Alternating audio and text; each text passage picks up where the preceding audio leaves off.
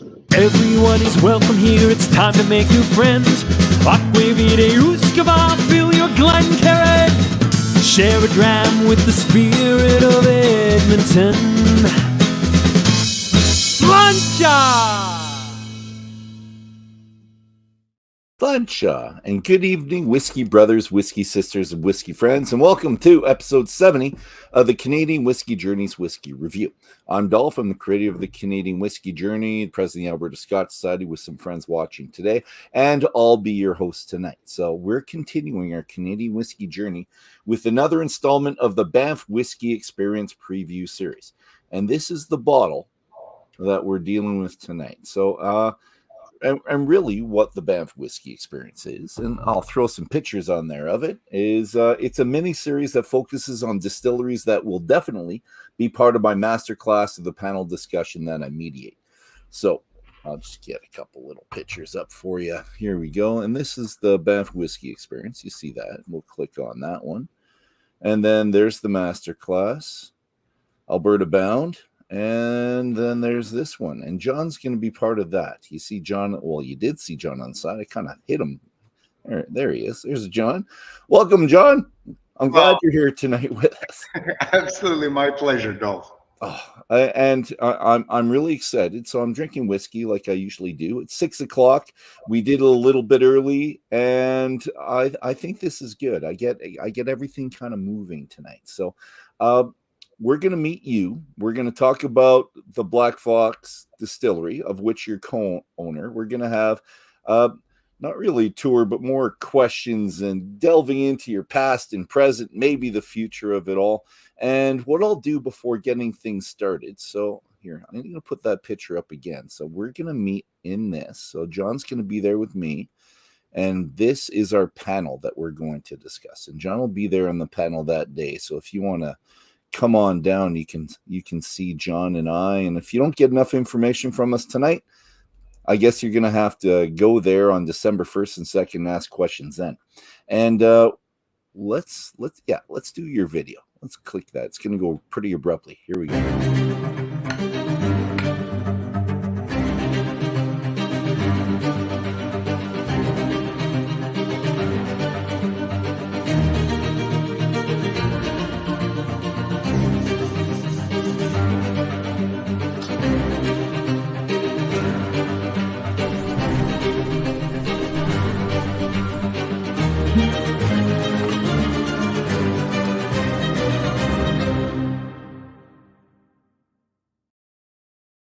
Good looking video.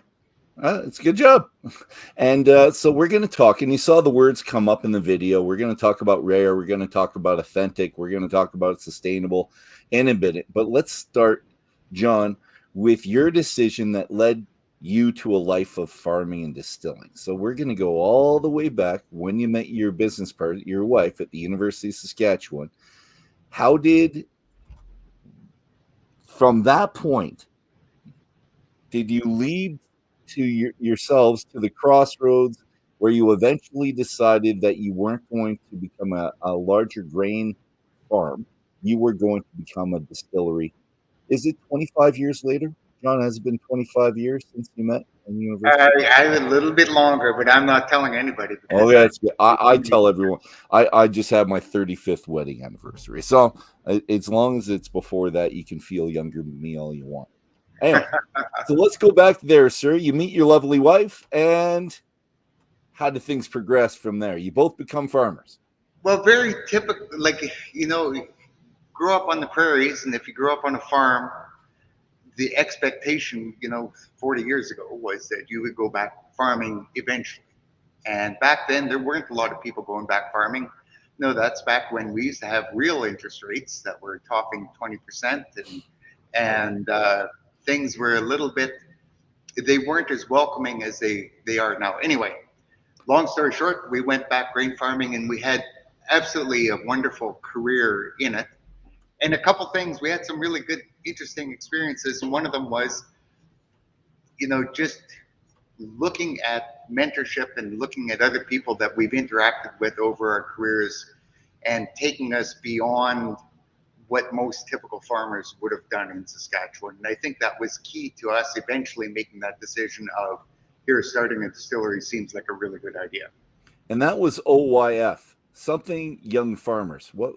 Yeah, so yeah, that kind of started it all. So we were named Canada's Outstanding Young Farmers, so a long time ago, obviously. Right. No. But the recognition young. about, you know, your advancements in agriculture and sustainability and your kind of what you could do.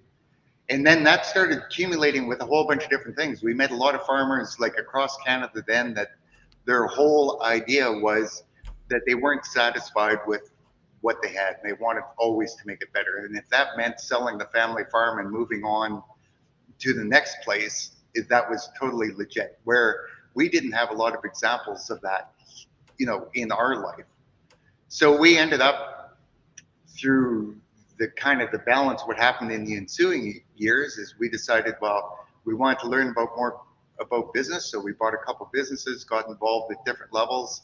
Okay. And then we decided, well, we should take, you know, like a good university prof, you should take a sabbatical every once in a while.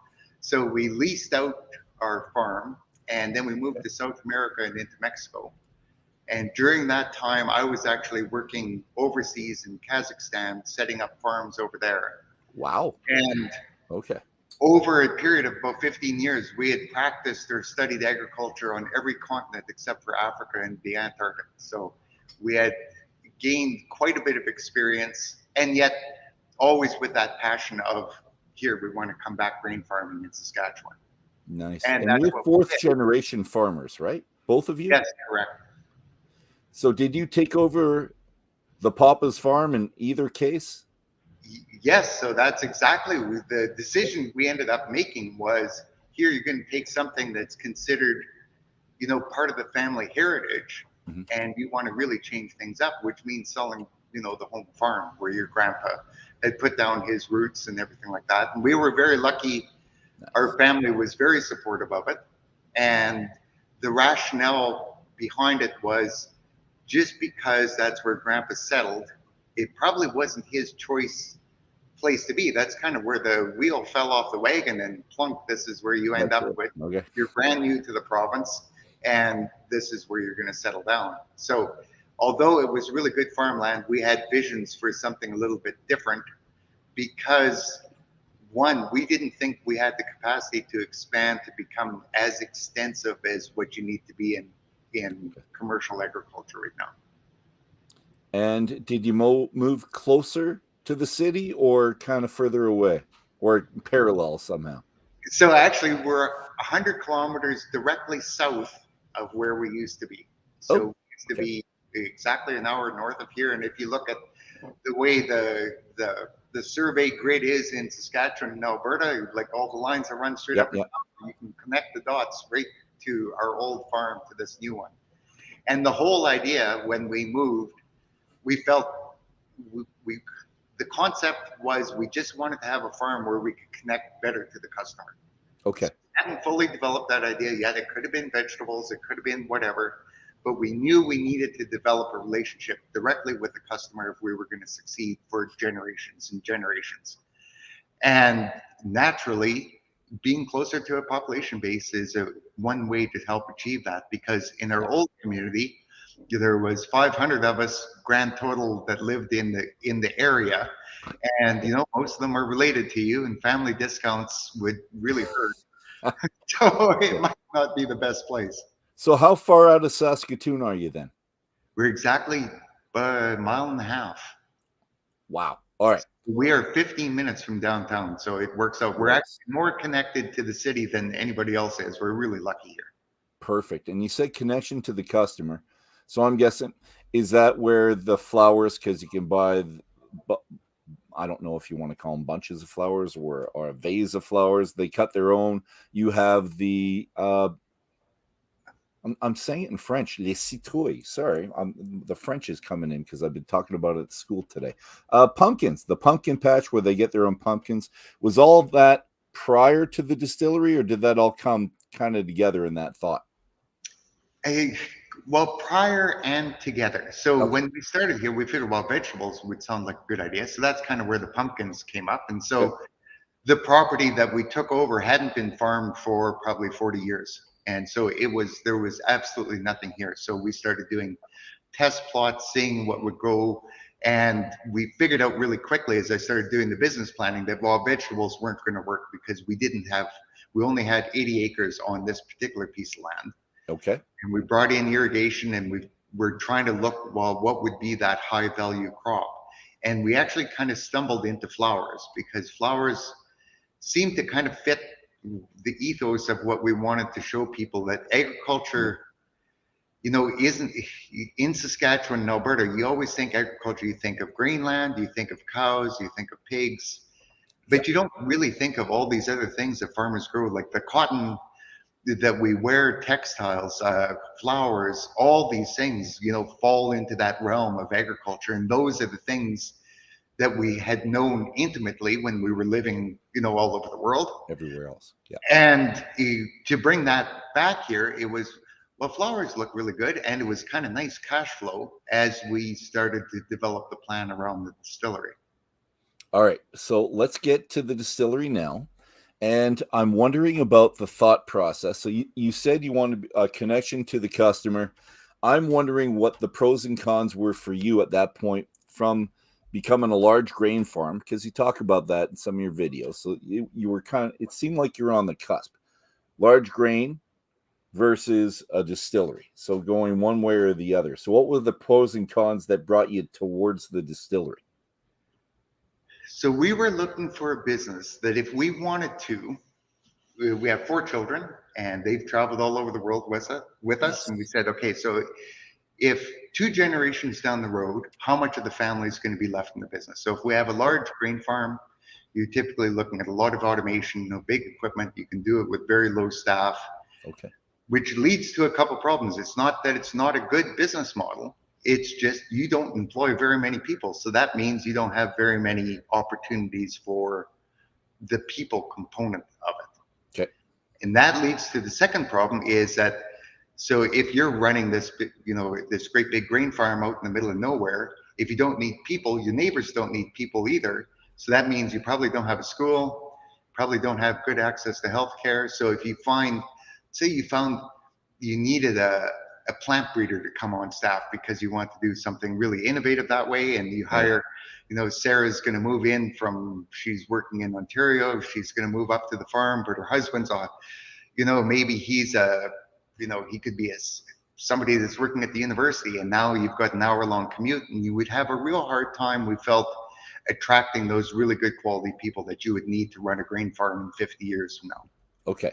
So then the advantage of a distillery is here we can really compact this, and if you want to imagine it, it can become really labor intensive because now I need a full-on financial controller, I need distillers, so I need people with engineering backgrounds, I need marketing people, I need salespeople, I need all this kind of stuff. And we just felt that the growth opportunity was more sustainable. It could have been like any kind of food processing. We chose whiskey because whiskey ended up winning in the product category of being the best product to tell the story of what we knew best, which was grain production. All right. Perfect. I like that. Okay. So we're setting up the distillery. You're deciding that you are going to grow, let's go back to the grains. We like rye. You're great with wheat. Yes? Yeah. And triticale. You didn't want to do barley. Exactly. For some reason. I want to know that before we go any further, because I'm usually a single malt guy. I love the single malts. I love triticale. I'm getting more and more into it lately. But I'm wondering what kept you away from malt, because you think barley would have been fantastic or easy to grow there, would it not? Yeah, barley grows here. So there's 2 reasons. So one, as a farmer, we've been growing malt barley for my whole career. So say 40 years of growing malt barley and hating every minute of it. It's hard to make money at it. The markets are fickle. It's it doesn't fit really well into our rotation. So you kind of really have to manage how you're growing it, because it's quite a bit of disease problems. And so just from that whole, oh, I'm a farmer, I don't want to grow malt barley. The other thing was, so the concept was, we can grow a really interesting ingredient, which is the grain that we're growing here. Yep. And we're going to go and compete in the worldwide market. So if I grow a malt and I start making malt whiskey, right away that's synonymous with everything coming out of the UK or coming out of Japan or coming around everywhere. Everybody seems to want to get into the malt business, including a lot of craft distillers. So we figured, well, if we don't want to be in that arena, why would we try to? Why don't we use some of the other crops that we grow that have actually been bred for the distilling industry, but really nobody knows about because nobody did the marketing around it? And why don't we look at that to be our advantage and saying, here, this is what Canadian whiskey could be, and just following that whole ethos. And that's when we first started. I remember reading the statistic that 90% of Canadian whiskey was made from American corn, and I was going, oh my God, we've got to be able to do better than that. So it all became around, here, these are actually the crops that we can grow in our fields. And as a progressive farmer, I can show the public where we're headed in the next 15 or 20 years. And that's by using really interesting plant genetics. All right. And that's what made you happy. And so you went to your happy place and you started making. When did Triticale come into the rotation, into the thought process? Because again, I keep talking about Triticale, but that's what we have tonight. Yeah. So Triticale was kind of right off the hop. So I got into this industry. I knew nothing about distilling. This is not my background. I'm a pretty sciencey kind of a guy. So I figured, well, if I'm going to teach myself how to distill, the simplest thing I could probably do is make vodka. So we grew a field of wheat, and then we were going to make wheat vodka, and this is all pretty cool. But I had worked, in the former Soviet Union, so I had been, had a really good base grounding on, here, this is what vodka tastes like in every other part of the world except for North America. But the idea behind wheat was, here, this is going to be something that we really understand. We can control the quality of it coming in, and we can just learn how to distill. And we're just going to make vodka for the first year, maybe make a little bit of gin, but we're just going to figure out how to use this piece of equipment, figure out the fermentation, the effects of yeast, because wheat is quite lovely to work with, but it's the most bland thing that you can pick to make whiskey out of. Okay. So, but that gives you, that's a good way to start experimenting, right? Because you take out, part of the variables, and you start controlling the things that I can control. So it was, here, let's control the way that we didn't want to use, like when you talk malted barley, we didn't want to use malted grains of any sort because we didn't want that flavor component. So we had to figure out the enzymes. We had to figure out what kind of yeast we were going to use. We were going to figure out how to distill it. And the last thing it took us a while to figure out was how to store the damn stuff. But it was all about just learning the craft of what we were going to do. Okay. And then Triticale, as we got better at doing that, we figured, here, now we can start working on some of these really interesting grains. Is that Triticale? I thought it was when I got this picture, and I'm hoping it is. No, actually, that's a beautiful 2-row malt barley. Poop. Is that from my website? No, it is not from your website. I just searched Triticale, and it's the nicest picture that came up in the search of Triticale. So Triticale looks very, very familiar. Like most people would look at it and say, "Oh, that's a head of wheat." It does look a little bit like rye when it's younger. It'll have that bluish tinge to it, but when it's mature, it would be really hard to distinguish it visually, like at a glance. That's Triticale, until you open it up and start looking at the seed. Got it. Okay. So it looks like wheat, but a little bluish tinge to it. And how do they feel when you have them? Are they really hard like rye or not? Oh, yes. Yeah. So maybe to back up a step, what Triticale is, it's a hybrid between wheat and rye. Yeah. So you take a wheat plant and a rye plant, you cross the two of them together, and the result is Triticale. So it looks like a kernel of any cereal grain, like wheat, rye, Triticale. They kind of all look the same. Some are a little bit longer, some are narrower. Okay. The interesting part about it is, after doing a lot of research on where where the flavor of whiskey is coming from, Mm-hmm. the things that we've always sold. So as a farmer, you get paid per ton of grain, you get paid for protein, Yeah. you get paid for a certain number of quality parameters in the grain. Nobody ever says, well, what does your grain taste like? Like, is that good tasting grain? Is that going to make me a loaf of bread that's going to be tastier than the other Yep. guy's loaf of bread? And that's something that we've missed out as an industry for a very, very long time, because All it right. has never been top of mind. We are here basically, like, if you look at the industry here in Canada, it was all about feeding the world. It started, Yeah. World War One came along. It was all about feeding Europe. World War II came along. It continued to be all about feeding Europe, and then it became about feeding Eastern Canada. It became about feeding everywhere, just calories. We want calories. In the last 20 years, it's more, I want calories and protein, but nobody ever says, well, here, does it taste good? And inadvertently, because of our weather patterns and some of the things that we do farming here, we actually have grain that tastes different than anywhere else in the world, but nobody ever markets it and nobody gets paid for it. All right. And you're making me think of something else, because you're talking about the looks of it as well. And I'm going to go back to the looks of your distillery, because everything seems to be set up in a very artistic, I don't want to say artistic as in different or unique, but it's beautiful. Let's say that. It's a beautiful distillery. How you set up the grounds around it is beautiful. The bottles themselves, beautiful bottles, and all the small touches, like the maple leaf on the bottom, which is fantastic, and the coin on top. And we'll talk about the coin and the Cote after. So I'm wondering who has the artistic touch, who's got the eye, maybe for business and how to set things up, that did that within your distillery. So is that you or your lovely wife? Yeah, well, it certainly wasn't me. So to kind of give you a lowdown of how the business runs, so my wife Barb, she's the CEO of the company. So she does here, we're going to take this vision that we have and we're actually going to do it now.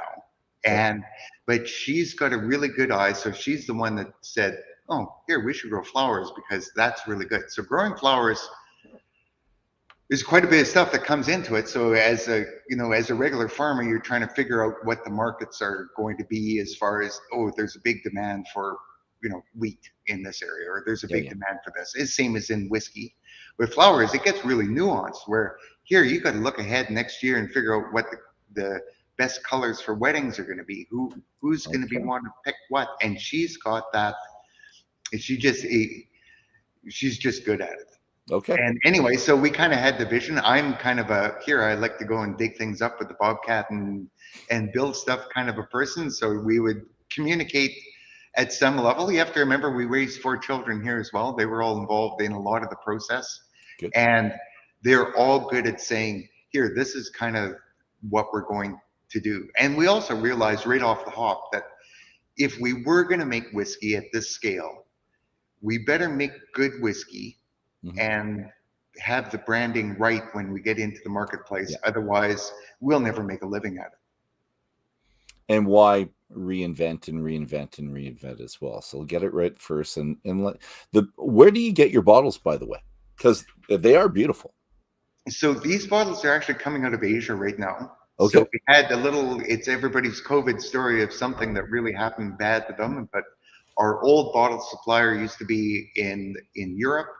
Okay. And during COVID, they thought, oh, sales are down, good opportunity. We're going to put in new furnaces and become more energy efficient. And then they couldn't get back going. And so they ended up dropping off all their small customers. And so we scrambled around last year. Actually, this time last year, we didn't have bottles. Ooh. Because we couldn't fill the gap, because then you had to get new molds made and all that kind of stuff. So it's all part of the fun, the challenges and the opportunities and the learning that you do as a small business. Because there's things, what we both learned in the last 10 years has been, it's been a really, really cool experience. And if I compare, I'm going to go to your farm. It's 150 acre farm. Is that right? Well, Do I there's have 8 that number acres right? here, and now it's actually, you consider it a little bit bigger. So grain production gets a little complicated at a small scale. Okay. So what you need to remember is that you can't grow the same crop all the time, because that would cause Yeah. all sorts of issues. So Yeah. what we do is we lease another 160 acres of land, Okay. but we move it around all the time. So I go to all my neighbors and I say, here, you can grow your high value oilseed crops on this piece of property, but I want it the year after on your catch-up crop, because that's when we're going to plant the triticale. So it gives me a disease break.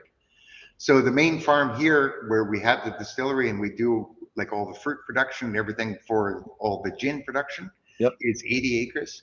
And then about 160 acres of grain land is what it keeps to keep us in business. All right. Okay. So that's the rotation within. And when you became, and you're called a Type 1 distillery.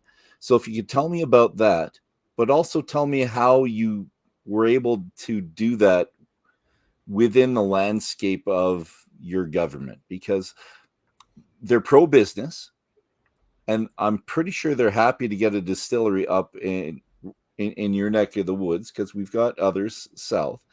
I wonder how easy or hard it was to become a Type 1 distillery, and what type of support you had. Well, I guess that's the way we started. So in Saskatchewan, there's two types. There's type 1, which is you start everything from raw ingredients. Type 2 distillers are allowed to bring in a pre-made ethanol, or pre-made, they have to think, I'm not certain of the numbers, but I think it's 60% of what goes through their distillery could be NGS and then reprocessed like into vodka. But the rest they can just buy in. They could be buying in whiskey, bottling whiskey. They could be buying in gin, bottling gin, but it doesn't have to go through the distillation process. Okay, so neutral grain spirit coming in, they could bring a load of that in. I thought Type 2 would have just been they had to bring in their own grain, but they're not just bringing in the grain, they're bringing in the spirit. Okay.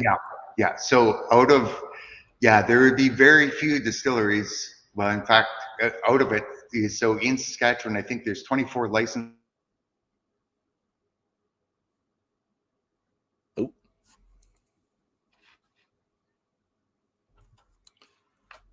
I think you're all, if you can hear me, John. Yeah, I can. I'm back. Oh, sorry about that, John. You cut out. You froze for a second. So you were saying, everything just how went many great. distilleries do you have?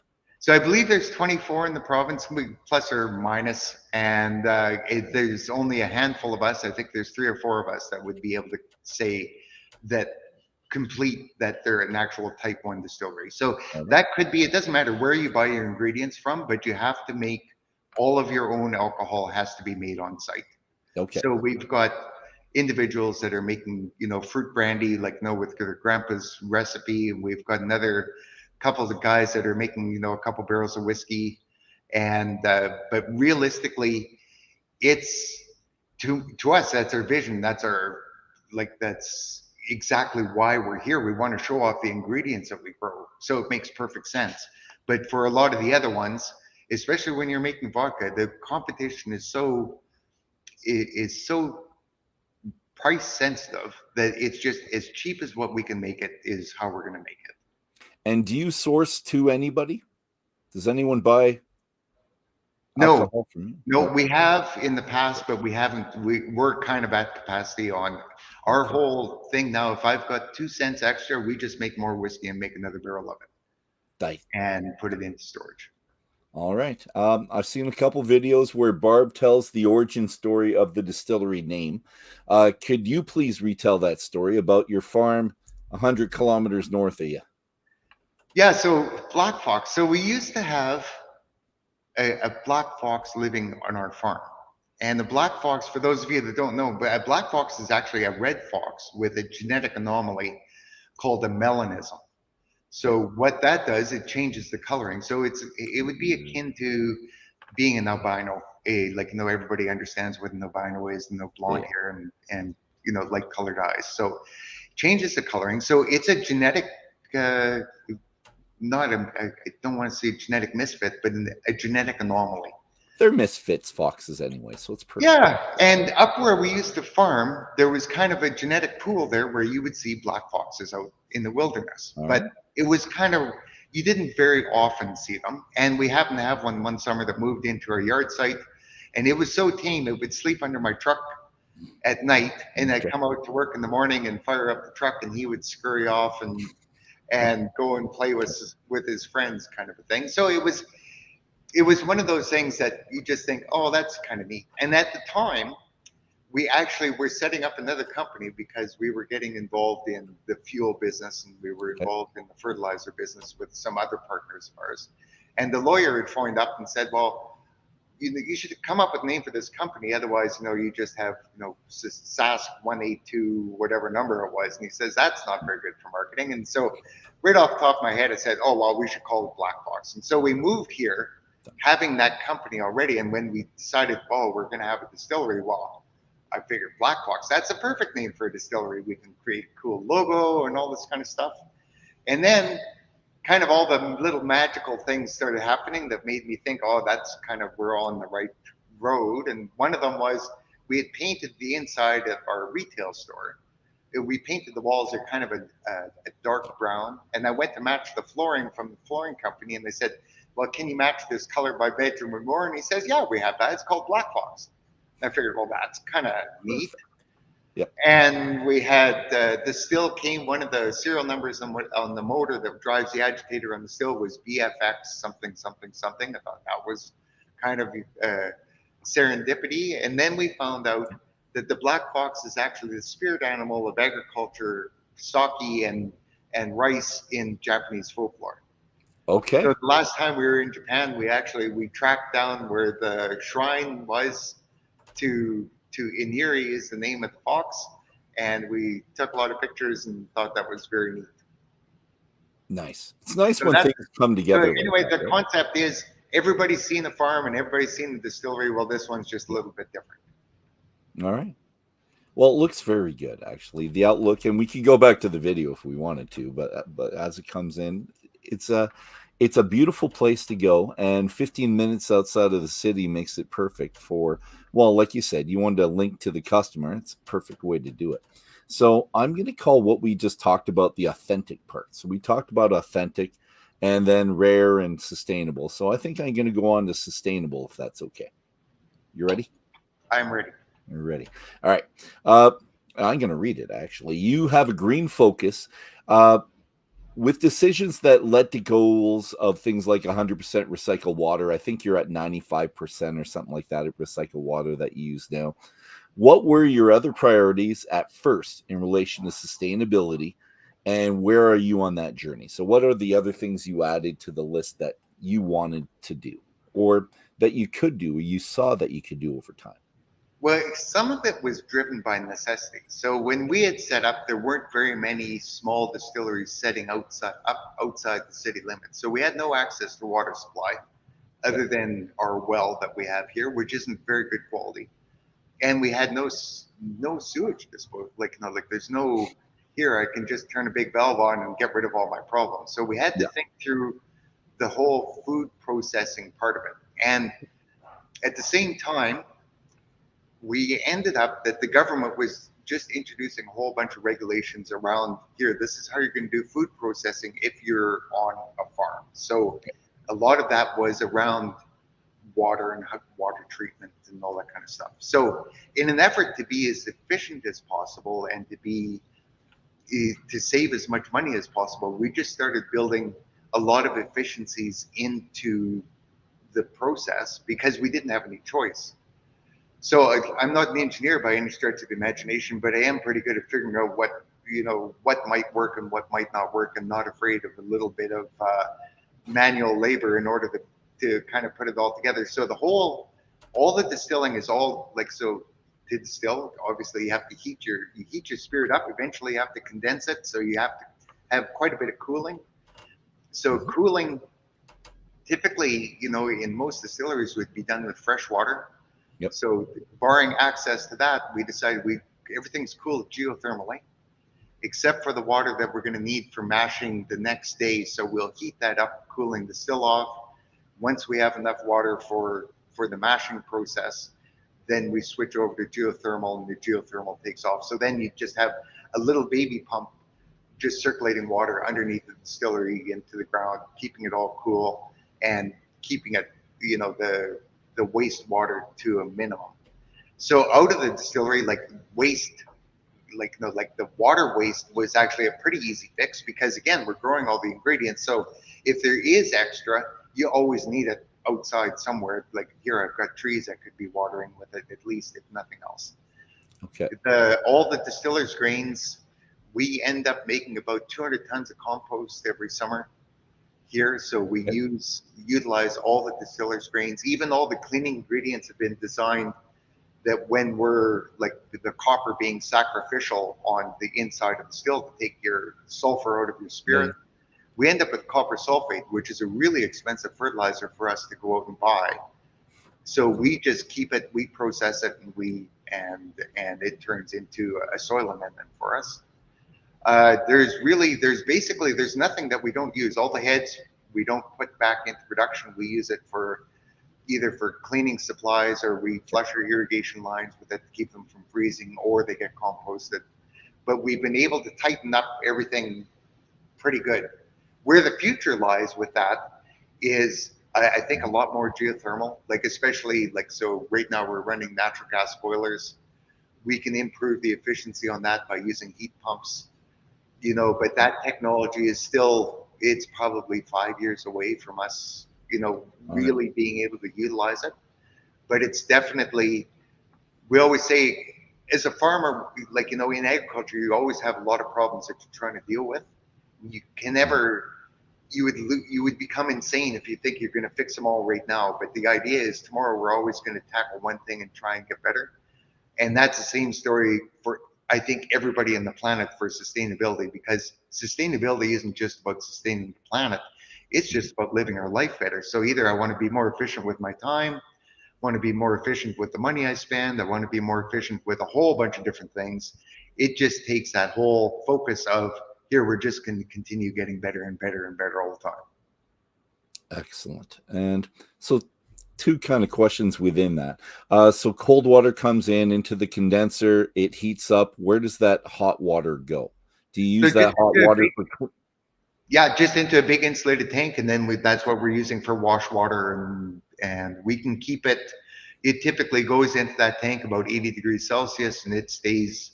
It'll be, 3 days later, it's still 60 degrees Celsius, so we lose very little energy that way. Okay. And the other one, so you said compost with the grain, but I'm wondering what you do specifically with the sludge after you distill. So you distill everything that's not distillable. What are you doing with that? So that's the cool part of being in Canada. So in Canada, agriculture has always had really, really good government support. So the government actually did piles of research on this back in the 1950s. So they had kind of looked at, here, making ethanol, that might be a cool way of, making fuel if we ever run out of fuel. And they did a bunch of research here in central Saskatchewan around, here, we're going to make biofuels, but what are we going to do with leftover grain? So they came up with two solutions. One was feeding it to animals, works really good, but it also actually creates the world's most perfect fertilizer. So basically what you have is proteins left over, mostly nitrogen, really well balanced, and basically it gets put, that's what we use in order to make the compost. So we have to feed that nitrogen source with just straight carbon. So we bring in waste wood, like from wood processors, and sawdust, and then we treat that, like we get it all going, and that's how we create our compost. All right. So my recollection, every time I smell it, I can't get away from just hot dog water. It's just the smell of hot dog water after a long period, or lots of hot dogs go through it. So. Yeah, compost, at the end result is really pretty. The intermediate part of it, not so much. Not so much. So, right. And that's the great part of, a business like this. It's so well suited to a farm environment, because you can reuse, like, even if you can imagine, like, all the cardboard packaging that comes into a facility like this. Yeah, I bet. Your waste stream out of your office, everything gets composted. It works out really, really well for us. There's not very many things we throw away. And just quickly, you already touched on this a little bit, but regenerative agriculture as well with being green. What are you doing there? That's just the crop rotation, but what else? So regenerative agriculture, the concepts behind it. So if you talk to, it's not really well defined. Everybody will talk about it differently, but the basic concept is that you're keeping nutrients where they belong. So the problem in farming has always been, okay, myself as a farmer, I'm going to grow my grain, then I'm going to ship it to the city, and I'm shipping all the nutrients that the plants need to grow to the city, Right. and I never get it back.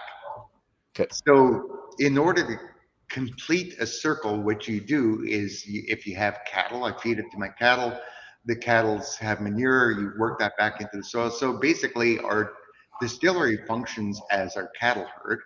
So Okay. we're returning the nutrients to the land, but a lot of it has to do with really good crop rotations, looking at alternative crops. And that's why, the focus on triticale. Well, why grow triticale? So we get a really large biomass with when we're growing the crop. You work that back into the soil, you capture carbon, you can do a lot of cool things. And some of the things that we're looking forward to in the future is right now there's a whole bunch of research being done around perennial crops for grain. Okay. So that'll be the next big thing. I think we've secured enough supply this winter that we'll be able to make probably the world's first whiskey out of some perennial grasses. That's cool. And it's kind of proof of concept that here you can do all this really cool plant breeding, come up with these really interesting crops, and we can utilize them in a way that we're used to very traditionally. We can make whiskey out of them, we can make bread out of them, we can do all that kind of stuff.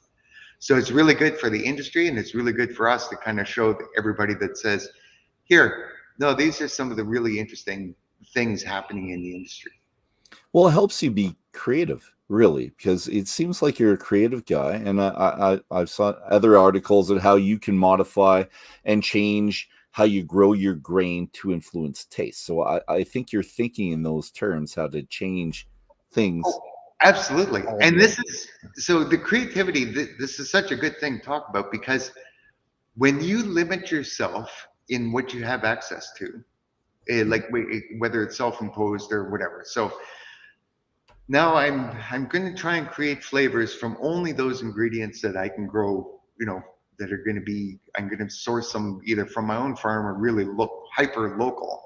What can I do to make myself stand out? And that drives a lot of creativity. Some of them with the kind of yeast that you're going to use or the kind of the way that you're going to treat the whiskey afterwards, because the grain is only one part of whiskey, as we know.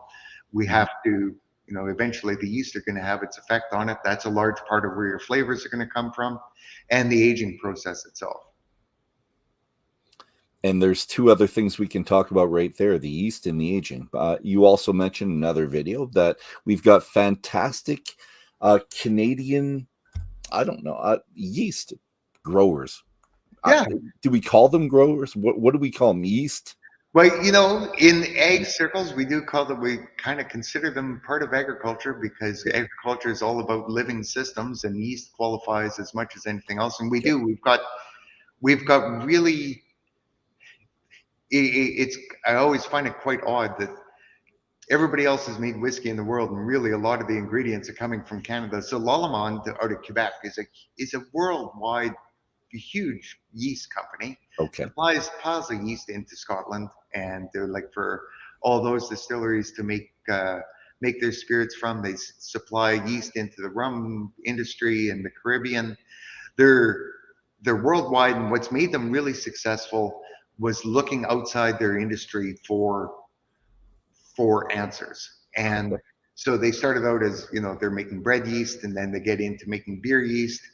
Now there's a whole bunch of different things that you use yeast for in industry, and because fermentation is really important, and these guys have gone out and really looked for where people are having success, and that was part of, sometimes success shows up in really odd places. So when we started, we didn't really know what we were doing, so we would phone them up and say, well, here, what kind of yeast should we be doing? And you would be talking with a technical person, and they would saying, well, this is the way most people do it. But that doesn't mean that's the way you have to do it. You kind of have to, it's part of the exploration process when you're looking at the creativity. So we use like a staged inoculation process. So we pitch different kinds of yeast at different times during the fermentation. Okay. And that allows us to create very unique flavors in the whiskey. And we're looking for those little bit of more fruity notes that you would typically, and to us, I've never had a bottle of 150-year-old whiskey, but in my imagination, I always think of these great old distillers in Canadian folklore, and I'm thinking, oh, what kind of whiskey would they have loved? And I'm thinking, they would have had that grain flavor, they would have had that rye, but they were probably looking for something that was quite unique. And back then, they would have been growing their own yeast. So if I was the guy making the yeast, what would I be looking for? Well, that's what I would want, is kind of, some of these lighter notes, not the real heavy notes that you would kind of associate with more like an American whiskey style. Okay. And just trying to be creative that way. And the yeast, so Lallemand has been terrifically supportive of us in helping us along in that whole experimental part of the business. Now, you're not trying to capture or modify your own yeast, so because you're pitching it at different times. So at the end, to be able to, I don't know, grow your own yeast and modify it yourself, that'd be pretty hard if you're having different yeasts in the same batch. Yeah, we could. And I think eventually that's part of where this business goes. Okay. And I think you could have a lot of fun with it, but it's a level of complexity I'm not willing to take on right now, because when you drive onto our farm, we grow, if you're looking at the flowers, we grow I think it's 109 different crops that we're managing, because you have to remember, part of the whiskey story is we're making gin, because we figure 50% of our distillate is good enough quality to go into a whiskey barrel. That gives me 50% I have to figure out what to do with. And so we're throw some botanicals in there. We're good. Lots of We grow about 20 acres of botanicals and fruit and everything else to support our gin habit. And so anyway, complexity, I think I've got enough on my plate right now without going after taking care of my own yeast. So no open air, anything with different yeasts possibly coming into the mix and just seeing what you get type thing? We've done experiments with it. Okay. And a lot of it right now, so the concept of, here, you're 45 years old and you're going to embark on starting up a distillery, risk aversion, it plays a little, I'm quite serious. So obviously we kind of enjoy taking a certain amount of risk, because we put every last penny we have into this dream of ours. Okay. But always with the thought process of, here, we're going to try our best for quality control, that we have to be really certain in 10 years from now, this stuff is going to taste good. So a lot of it was, yeah, I would love to play with it, but we're not going to muck about too much, especially with the whiskey, because it is so long before you know the results. And you have to recreate it and be as consistent as possible. And if you want to make a change, you have to know what to change and not have. Yeah, exactly. So a lot of that is here, you got to have a really good science background, because we're going to change things and do all this experimenting, but we want to control the variables enough that we can kind of figure out what we're doing. So that becomes part of the story of the authenticity as well, that we can trace every lot that we do right back down to the field and how we farmed it and what kind of fertilizers we used. And that gives us a whole bunch of data that most people wouldn't have access to in their distillery. Perfect. And that kind of leads us into the last category, the rare. So, and there's kind of it's authentic, which makes it rare and rare. So there's kind of a play between those two. It's hard to have a kind of a set line. This is what makes you rare. It's what makes it authentic and rare at the same time. But we talked about, actually, no, we did not talk about art and the science of distilling. And I would like to do that, because we talked about your creativity, and we talked about distilling and how you want things to be as predictable as possible, especially when you start it later on in life, which I get completely. How do you put those two things together and be creative in distilling and keep things tight so that you can predict what's going to happen in distilling? So I want to know how you're getting the art and science kind of to mesh together. That's the rare part for me. That's a great question. So what we did for the art part of it is Saskatoon is really unique. And so if you haven't been to Saskatoon lately, you got to come because we've got this really cool food scene going on right now. So Oh, nice. Okay. you go to most, you walk down a street in most cities and you're going to find all of your franchise restaurants all over the place. Okay. Saskatoon has got more independent little food places than I think just about anywhere else in Canada. Nice. And they've also got a group of chefs that are willing to work with each other and collaborate. So we've been able to dig into with them and say, okay, I need to learn from you, and maybe there's something I can teach you about the farming part of it. Maybe we can it's that whole idea, like you get a lot of people, they talk about collaborations. Their idea of collaborations is, oh, I'm going to do an Instagram post for you and you can send me $10. So my idea of a collaboration is that we're actually both going to learn something, and we're going to be better business people, and we're going to be better at doing what we do. So what we've been able to do from that whole culinary aspect of it is just the concept of flavor. So we also have the Food Development Center here in Saskatoon, which is this big complex plant where the government has come in and they've said, okay, we've got all these really cool small entrepreneurs. How are we going to scale them up so that they can set the world on fire with creating their latest lentil puffs and all that kind of stuff? Okay. So now I've got access to all these interesting people, and we have cajoled them with maybe the odd drink and brought them out to the farm and said, okay, here, I really need to learn on how you prepare a menu, because you have access to all this different stuff. How do you go about, what's the thought process behind what you're going to make this roast pork taste like? And a lot of it boils down to is it doesn't matter about me anymore and what I want to do. I can have the concept, but in the end, I got to have 90% of the people looking at my whiskey and saying, well, that's pretty good. It may be not what I would have made if I was the guy making whiskey, and that's pretty good whiskey. Good. And I think that's where the artistic part was, is just giving up the ego of saying, here, I know exactly what I'm going to make, and kind of letting some other people have some influence and do some focus groups and say, okay, if you were going to taste this in 10 years, what would you like it to taste like? And then we've been able to kind of science that back and deconstruct it and say, okay, this is what we're going to start with. And that comes down to triticale. So we want that nice pepperiness, like that white pepper finish, but it's not as pronounced as if you do 100% rye. No. So, but you still have some element of it. So do you want it a little bit more fruity? Well, who's going to be drinking my whiskey? Well, it might not be our generation of people drinking my whiskey eventually. So should it be fruitier? Should it be lighter? Should it be more approachable? All those things kind of come into it. And then the science behind it is actually, it's not that it's simplistic, but it's doable. And once the hard part is getting the concept down right. So you've got the concept, you've got the grain, you know how to make it, you're distilling, you're playing with your art as a distiller. You love doing it. However, it still goes into wood. And you're making decisions about wood which are a little bit different. So tell me about the type of casks that you have, because in different videos, you're getting more and more, depends on the videos that you watch. So I think you're investing quite a bit in casks, which is good. I'd like to know which type, but then let's talk about where you mature your whiskey. Okay, well, it all ties back into here. We're later on in life and we're going to start a new business. So my thinking right off the hop was, so most of the industry is using, fresh dump barrels of some kind because they're cheaper.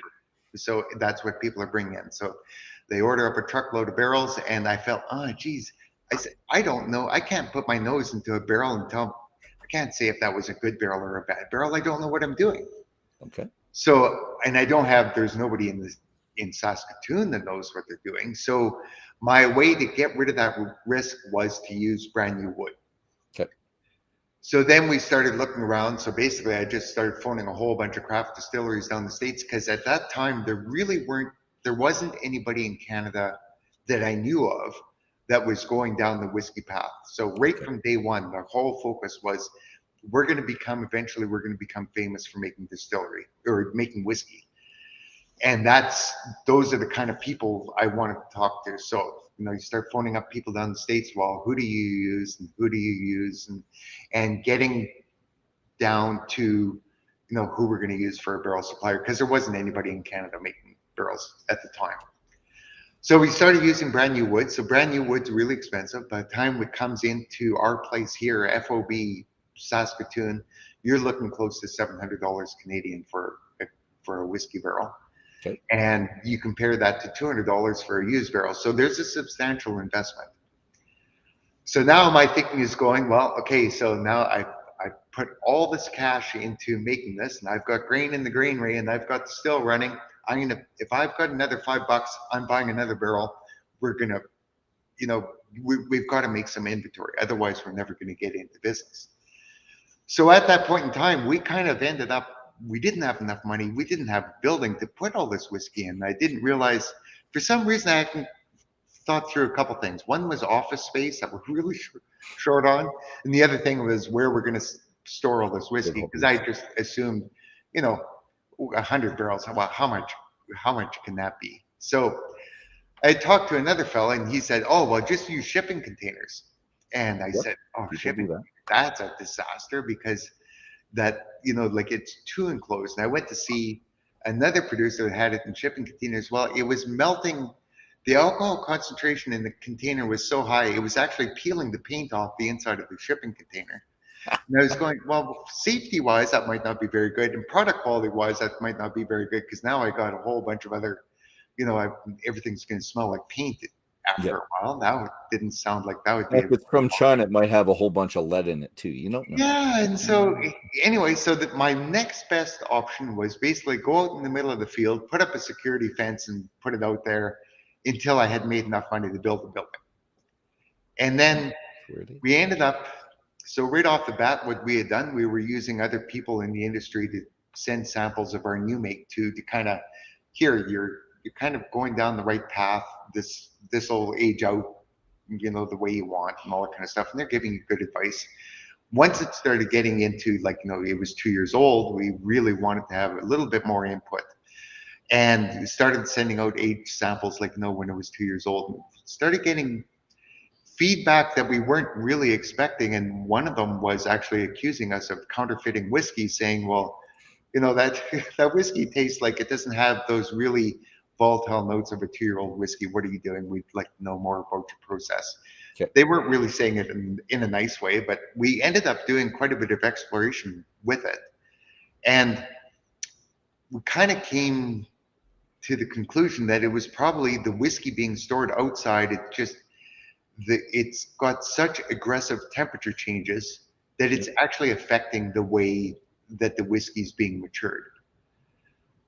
So then I was kind of thinking, well, that's actually perfect for us, because I'm saying the terroir is so important to us, because it's the grain that we're growing, and it's the effect of our environment on the grain production makes us huge influence. The choices that we've made in distilling and the kind of yeast that we're doing makes this huge influence. Why wouldn't we let the environment have that final say of saying, here, this is the final impact of this was what makes this whiskey absolutely Black Fox whiskey, that it's got every step of the way has been part of that process. And it hasn't been easy, because with the barrels being stored outside, our angel share is horrendous. Like, most people would think you're crazy, but it's wonderful. And actually, we've straightened some of that out, because some of the barrels that we had just from the suppliers, they just weren't well enough built. They couldn't we'll get up to about 8 pounds pressure building up in the barrels. And then if you get a really cool couple days, it'll pull a vacuum about 3 or 4 pounds. And so it has to be a really, really well-made barrel in order to withstand that. And we've got some quite good proof that, if it's not weight milled well enough, all of a sudden you'll go up there and the heads have burst out of the end of the barrel. It's kind of disheartening, but it makes you think that, oh, there's actually something cool happening. Yes. Are you dry climate? So is the alcohol climbing in the barrel for you? No, actually. So we lose if we're barreling at about 63.5, and we're usually harvesting at about 61.5, 61, somewhere in there. Okay, I would have guessed you were drier, just like a lot of places here. Well, in certain parts of BC, a lot of parts in Alberta, the alcohol level goes up because Yeah. we lose water more than alcohol. But you have to remember, every morning you've got to do that would settle on the barrels. So you do have that influence. And it's amazing. Okay. We've got a lot of people that swear that they taste a little bit of salt in the whiskey, Okay. almost like it's been, by Yeah, the, by the sea. by the ocean. Okay. And I would put that too. Like, so we do a lot of potash mining in this area, and there is potash dust just naturally in the soil because that's the way our soils are made. Okay. So, the dust kind of accumulates in the barrel. In between the staves, there's always that little bit of a groove where things will build up when the rain comes in, and so you've got a very profound interaction with the elements when it's stored outside. Which is not to say that we don't worry about it, but we're very intrigued by it, to the point where now we have actually quite a bit of science going into it. So we have test barrels that are being monitored all the time. So we monitor the pressure and temperature of the liquid and the measure and of the vapor head and what level the barrel's at. And we tile that into a great big weather station. We're doing all this data logging. Now it's been just about 2 years since we've started this. So now eventually we'll, after 10 years, we'll be able to go back into all this data and say, well, barrel number 222 had, this much solar radiation on it, and it tastes different than this other barrel that was sitting under the snowbank for 6 months. And we might. So is this all you, or are you kind of paired with the University of Saskatchewan somehow with this? So actually we do that project's with the Saskatchewan Research Council. Okay. So it's a government funded thing, and the collaborative part of it is we maintain their weather station for them. So if you go on your phone, that's part of the input that comes in Saskatchewan. Everybody's worried about climate change, so we're just trying to do a better job of tracking it. We have a lot of benefits from it because we can predict disease in our crops. We know when harvest is coming. We can schedule the right amount of staff. It takes us quite a bit of people to. A lot of this is done. It's a lot of labor and very labor intensive. So if we know that we need to be picking raspberries next week, it's nice to be able to kind of forecast that out, that we can do some of that kind of stuff. Excellent. Let's get back to the barrels for a quick second before we get onto this right here. You didn't buy any second use barrels whatsoever, because I'm thinking that you've already put stuff down that you're intending on keeping for quite a long time. And a first use barrel with triticale, I think it would become very woody after 10 years or so. So are you planning on getting some? That's a few too. So now we've had to rethink the whole barrel program because we're thinking that this style of whiskey is probably going to be its peak 5 to 7 years, maybe out to 10 years. And now we have to figure out, well, how are we going to manage that? Because we will want whiskeys that are older and not that I'm a big proponent of older whiskeys just for the sake of having older whiskeys. But if for some reason you've got a marketing thing that I just need to store this for a while, what are we going to do with it? So we're doing a whole bunch of experimentation on cask finished whiskeys. Okay. So cask finished whiskeys, again, in the industry, you have to be able to know what's been in that cask before you've had it in order to make good judgment calls. So we've actually been able to connect with some wineries that we know and bring, like in the south of France, and bring in barrels that have, again, we can track exactly what wine's been in there for the last 15 years and how they've been treated, so that we kind of have a starting chance of saying, here, no, this is exactly what we want to put in here, because now we're going to take a finished rye, put it in there, and we're going to check it again in 2 or 3 years from now and seeing if we're actually slowing the process down. The other thing that we've done now is we've actually convinced a neighbor of ours that he should start building barrels. So we started buying wood last year in from Ontario. Okay. That we should start late next summer. It'll be seasoned, and we'll start building our own casks here. So we'll have although the wood's coming in from Ontario, we'll season it here and we'll build the barrels here. And that gives us a lot of advantages as well, because now we have somebody really close by that can fix barrels for us and do a lot of the barrel management that we just haven't been able to do in the So a past. cooperage right next door. That's Yeah. fantastic. Won't that be amazing? And it works out. Well, we're hoping that it works out really good for him because during the winter, when it's a little bit quieter for him, he can do something in his spare time and build his business up. And it's just a huge advantage for us. And then if we don't like something, we can change it, which is another, as a small producer, it's something that we really struggle with is that we're we're too small, and so sometimes we'll go to our suppliers and say, "Here, we would like to do that," and they just look at you and say, "Yeah, we'd love to. We're not going to do that for 200 or 300 barrels, right?" Yeah. Talk to us at 2,000, 3,000 or 20,000, 30,000. We'll talk. Yeah, Yeah. exactly. But that's a hard job.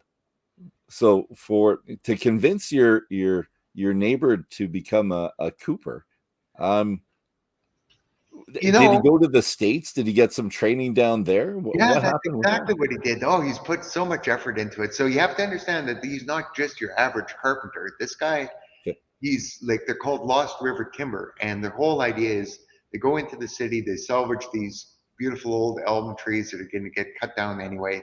Okay. They'll make you custom furniture from it, and he is a craftsman bar none. And so he makes all these wild things anyway. And so when he first came out, he had actually gone to some of the other distilleries and realized, well, they really weren't interested in buying really high quality barrels. And we decided, well, really probably can't afford it, but I can't afford not to, because now you've got, right now I can go into the marketplace and I can buy 40 barrels if I want to, but now I've got to make the commitment of here we actually have to buy wood thinking 3 years ahead of time, and we're going to season it. Now we've got, and you got to buy tools, and all this money has to come from somewhere. So it takes pretty good commitment on his behalf because he's got to, figure out how to do it, and we have to, figure out how we're going to, make sure that we Get keep the wood. him in business. Basically, if we're going to say we're going to commit to this many barrels, I got to figure out the business part of it, doing it. But the beautiful thing is, That's all Barb. You don't have to worry about a thing. exactly. I just dumped that in her office. But it works out. It creates so at the end of the day, it's worked out brilliantly. So now we're growing the grain that we want to grow in our fields. We're Yeah. having a really good farming practices that we've always wanted to be able to do. We're able to make this wonderful quality spirit. We can engage the community from the chefs to the guys that are doing woodworking to create barrels. This has turned out to be absolutely better than our wildest dreams. And hopefully, I see you sipping on the whiskey a little bit. It's something that we're just so proud of because it's really, when we think about Canadian whiskey, this is what we've always envisioned. No corn. You want to No get away corn. from the corn. It's what you want to do, and that's great. And you know what? I was thinking about this when you were speaking earlier. As Canadians, it was always about mass producing for the world or Eastern Canada. The booze was the same thing. When they were making alcohol, it was for export to the States, Europe, and it was over large quantities. And that was wheat and it was corn. And we did have rye, but in Alberta, we care about rye and we export quite a bit of rye, especially down south. But other places, it's Canadian whiskey is corn. That's what people think. And sometimes not. Sometimes we get to this. So you decided early that you weren't going to do single malt. You decided that you weren't going to do corn because you can't grow corn in your area, and you went to this. And you know what? That's the perfect segue to what I'm going to do. So I've left some things out of what I'm going to talk about here, just because I want people to go to Banff. So go to Banff on December 1st and 2nd to the Banff Whiskey Experience, and they can get the full view of everything. But here's a couple pictures of just what I had. So there's mine, and that's the coin too. So that's the number. People could look that up in a second if they wanted to. So that's the top, and that's the Black Fox. I don't know if I'm holding it in the right position. Oh, perfect.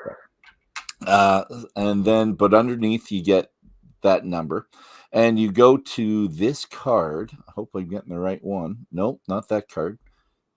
That card. So you need that code. You click on that code, and then you go online, and it will tell you What will it tell us? Don't tell us everything. Tell us kind of skimming over it, because when we're in Banff, I'm going to throw up what exactly it looks like when I skim on Well, this.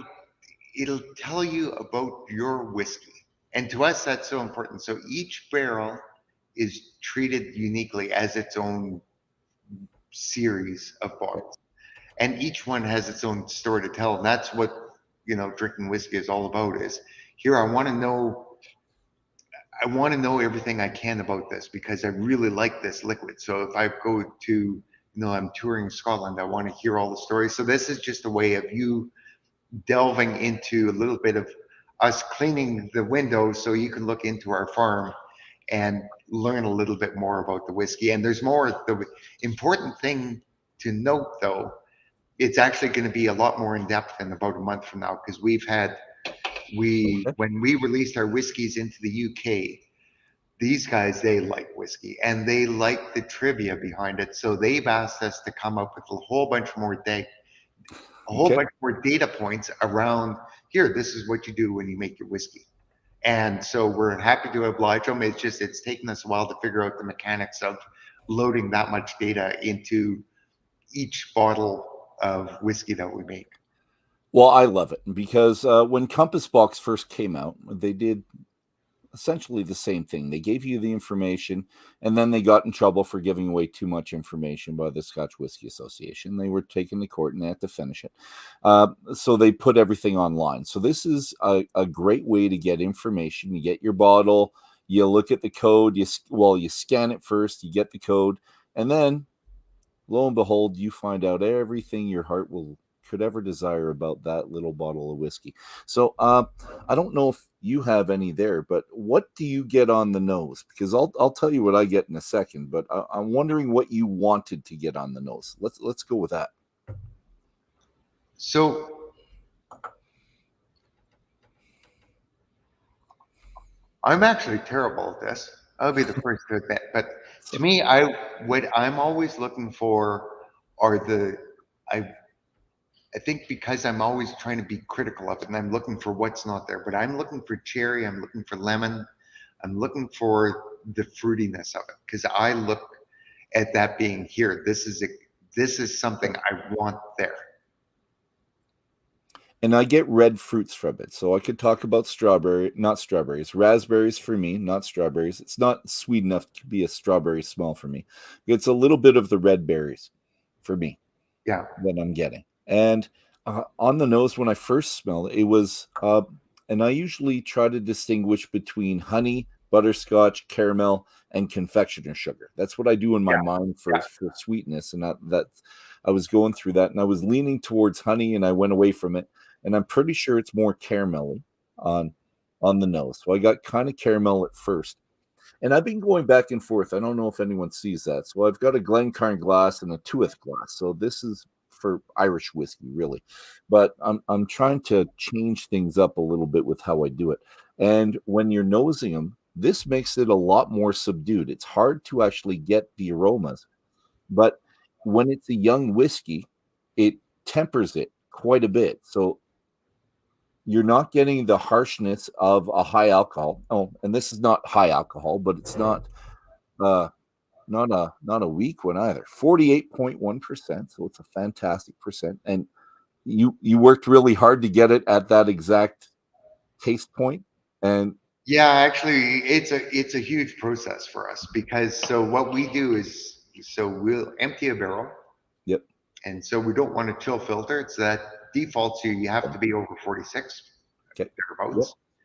And what we'll do is we'll sit down, we'll make a whole series of dilutions of 5 different strengths, and then we figure out where we think it's best, and then we usually bottle about 0.2 higher than that.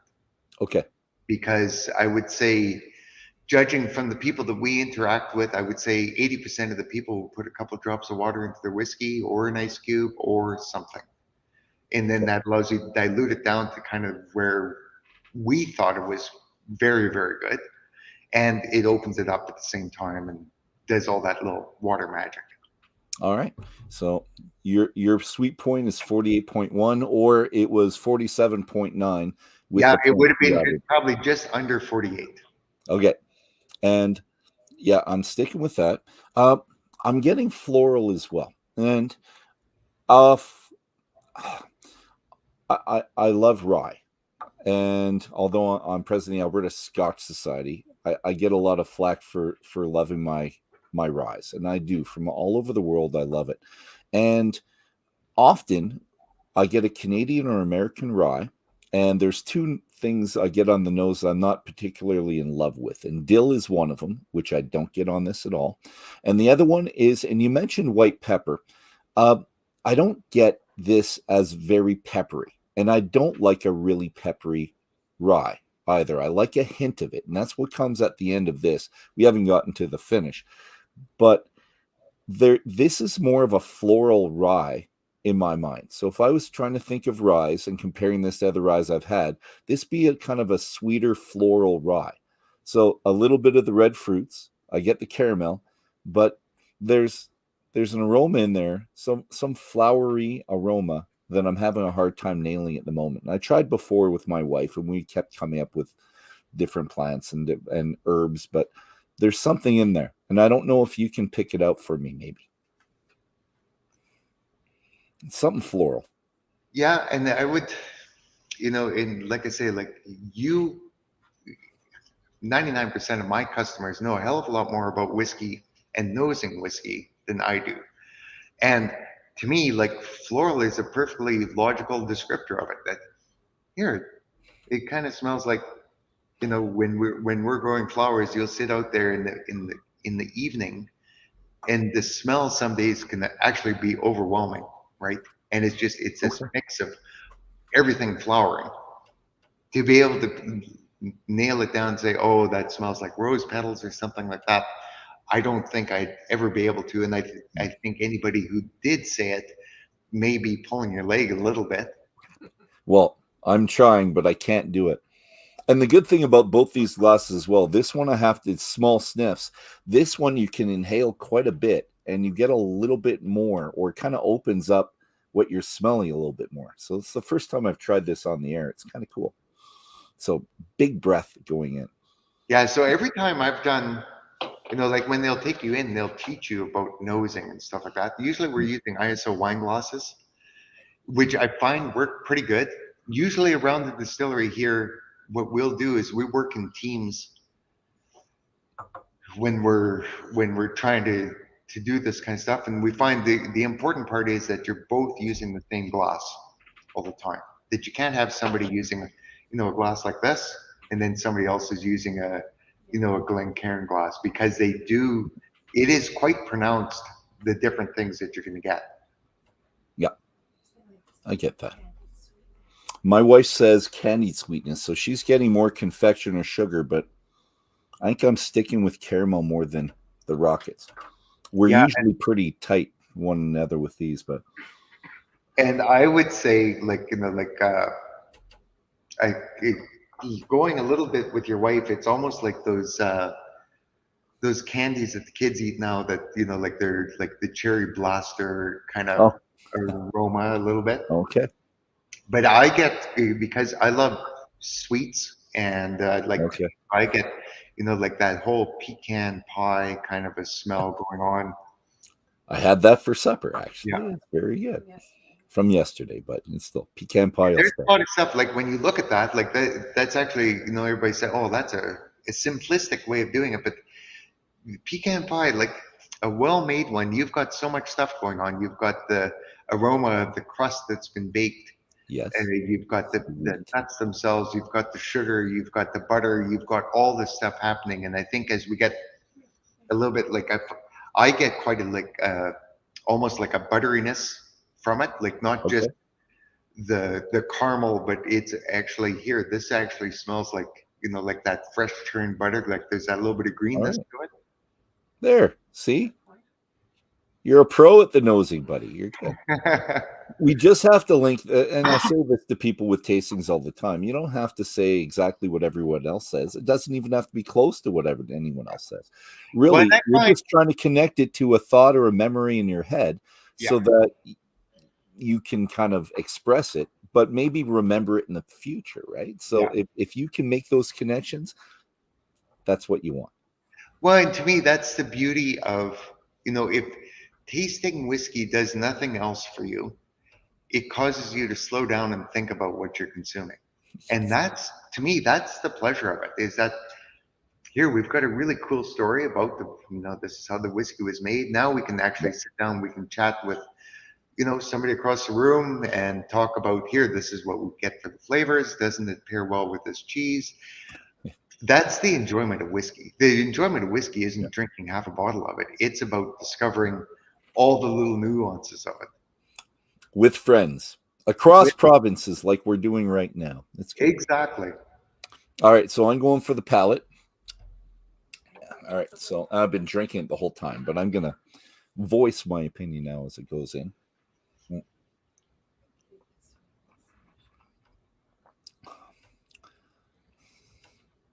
So it starts with the heat, goes into, so I would say a little bit of the white peppery that you're talking about there, but that subsides really quickly, goes into the sweetness. I think I've lost the red berry that I was thinking I was smelling before. That's not there. And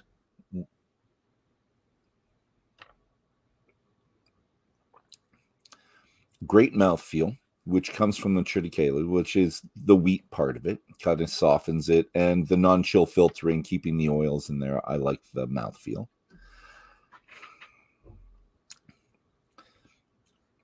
And the finish, it goes from hot to sweet to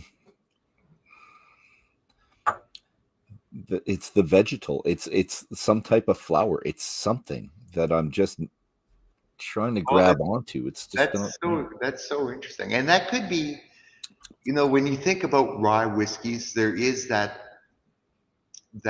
floral component. To me, the nicely ones. It seems if you're getting too far into the tails runs, I think you lose it because it becomes overpowering. Yep. But rye's got some really, really nice light notes to it, I find, when it's distilled on its own. The triticale we find really interesting because, so if you made bread from triticale, you would recognize it as a rye bread, but as a very light rye bread. And that's what you're getting across. I get a lot of like that butteriness, that creaminess comes back to me like right away on the palate, and you've said oily, but to me it's more like it's like a sweet cream, or like, if you've been to England lately, like, the clotted cream that you're going to get, for tea. And to me, it is the prairie smell of harvest.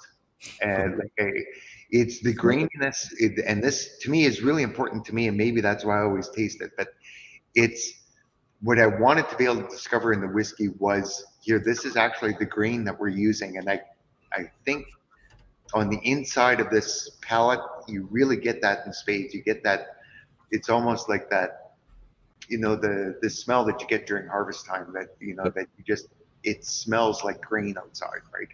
Okay. In a fresh way. Well, yes, and I'll stick with the freshness as well, because it's effervescent. The scent comes up. It's not a weighty kind of scent to it. And that's the alcohol too. When you have a little bit of over alcohol, kind of freshens it, I think, a little bit in my palate. That's it. I can't say anymore because I can't think of it. And you know what? I'll think of it tonight, and maybe I'll tell you when I see you in December. But yeah, there's a floral note that I'm not getting, and maybe it's the note of harvest. So it's maybe, yeah. Yes. Right. I've kept you on here for almost an hour and a half, buddy. So time flies, but I think I might have to wrap this up and let you go have supper, because I don't know if you had supper before you did this, and I feel a little bit guilty keeping you on this late. Well, it's been my absolute pleasure being able to share a little bit of what we do around here. And we look forward to being at the Banff thing. Is going to be amazing. I think it's really interesting, like you being able to put that panel together and invite, different points of view of why everybody's going to have a different take on what they want to achieve in whiskey, right? Yep. And you're my only farmer. You're my farmer distillery. You're the only one that's went that route. So there's going to be a lot to add to the conversation, I think, as we're going around that table. It should be fun. Oh, absolutely. I think, and I'm just thinking of it as an entertainment piece for the people sitting in the crowd. Like, how interesting is that? Like, here these guys, what possesses a person to start a whiskey distillery in the first place? Like, if I was going to get into distilling, most people are going to say, I want to do something simple because that's the way I'm going to make a lot of money. Whiskey is really, and I'm so keen to hear their stories because it is a long ways out there that, like when you think, for us, from the time that we plant the grain to the time that you're ever seeing any money from it, it's at least 10 years. And most people look at you and think you're absolutely bonkers. And I'm just really looking forward to meeting more people that think along those same lines. That took the plunge and then just said, I'm going to do it. I'm going to wait it out. It's going to work. Yeah, Okay. absolutely. Well, I think you have to be a very positive person. You have to have faith in yourself and the people around you. And they're generally people that know how to work hard, are patient, and a little mischievous in their spirit a little bit, I think. So if you're making whiskey, I think you have to have a little bit of a maverick in you, I think. Well, I don't think it's ever going to become mainstream. No, I'd love to do it. However, I don't think I would do it to the extent. I would love to be a distiller for a week, go somewhere and distill, get that out of my system, and then continue. But you show up anytime and bring your gloves. We'll put you to work. Done. I'm there. Sounds like fun in the summer. Thank you so much, kind sir. I will see you in December, and I'll see the rest of you out there sometime soon. Thank you very much to all of you that watched today and most of you that watch this in the future. Hopefully, I see all of you one-on-one, and we can try some triticale in different glasses. And hopefully, I see a lot of you in December at the Banff Whiskey Experience. Thank you, John. Have a fantastic night. Cheers, everybody.